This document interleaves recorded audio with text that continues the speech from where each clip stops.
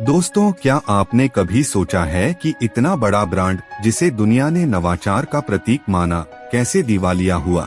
साल 1997 एप्पल के लिए ये वो साल था जब उसकी नकदी बस कुछ हफ्तों की बची थी। कभी यह कंपनी व्यक्तिगत कंप्यूटरों की नेता मानी जाती थी, लेकिन गलत उत्पाद निर्णयों ने इसे खतरे में डाल दिया।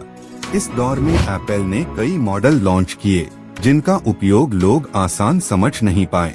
एक तथ्य के रूप में 1996 में एप्पल को हर तिमाही में लगभग $1 बिलियन का नुकसान हुआ था।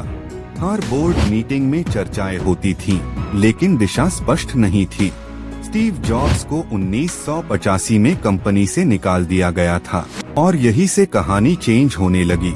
यह जानकर हैरानी होगी कि जॉब्स के जाने के बाद एप्पल के नए उत्पादों ने बाजार को रिझाने की कोशिश की, पर लोग अनदेखा करते रहे।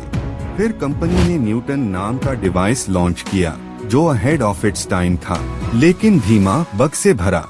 लोगों ने मजाक उड़ाया, शेयर की कीमत गिरने लगी। एप्पल की इनोवेशन सिखाती थी कि रास्ता लंबा है, लेकिन निवेशक पेशेंस खो चुके हैं।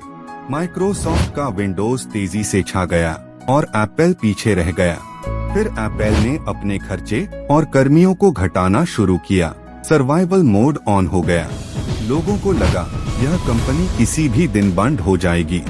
यही हुआ वो चमत्कार। स्टीव जॉब्स वापस बुलाए गए। एप्पल ने जॉब्स के आने के बाद पुराने प्रोजेक्ट्स बंद किए और नया विजन तय किया।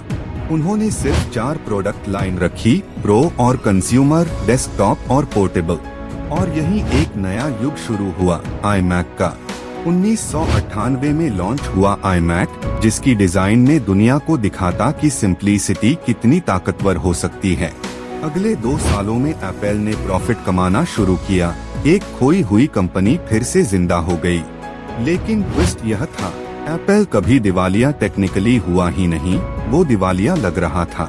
माइक्रोसॉफ्ट ने एप्पल में $150 मिलियन निवेश करके उसकी जान बचाई। ये दुनिया का कमाल था। 2 प्रतिद्वंद्वी एक दूसरे की मदद करते हुए। जॉब्स ने उस डील से जनता के भरोसे को वापस पाया। आईपॉड आया, आईफोन आया और एप्पल फिर से इनोवेशन का राजा बन गया। पर याद रखिए, एक वक्त ऐसा था जब सबको लगा कंपनी खत्म होने वाली है। यह कहानी सिखाती है कि समय चाहे कितना भी कठोर हो, दृष्टि और धैर्य ही जीत दिलाते हैं।